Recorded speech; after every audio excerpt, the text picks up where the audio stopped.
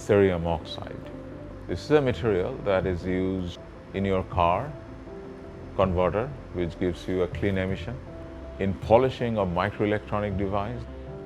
But when you go down to the size with few atoms and few molecules, I can take one atom in the lattice of cerium oxide and put another atom somewhere else, and I can create a new material with a new property. Back in '97 fall, we're trying to deal with nanomaterials. So we made nano cerium oxide to protect steels from degradation. And it's just by a mistake. We find this particular material has got very good antioxidant property, which combats oxidative stress. Oxidative stress is everywhere. By changing the surface structure and the surface chemistry, you can make different types of nanomedicine. We have been working with Dr. Sudipta Seal for more than 10 years now. We look to the material scientists to develop something that will behave in a way to benefit bone implants, where we see inflammation as a key negative outcome. What we're working on actively now is ways to coat implants so that they have a reduced level of inflammation after they're put into the human body.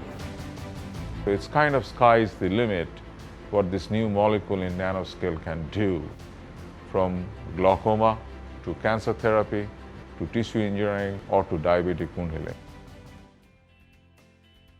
He has been a very productive researcher and carries it all the way through from basic science to patents and working with industry and with partners. We have invented, I think, something very special. We can take two dissimilar materials and mix them together in ways that have previously been impossible. And using nanotechnology, we've been able to make better performing, higher energy fuels and propellants, but simultaneously have them be safer than what's being used today. My first experience learning how to do this was actually with Dr. Seal as a grad student, developing a technology that ended up being spun off into a company, a startup company. And that opportunity was created for me through Dr. Seal's work in his research at UCF.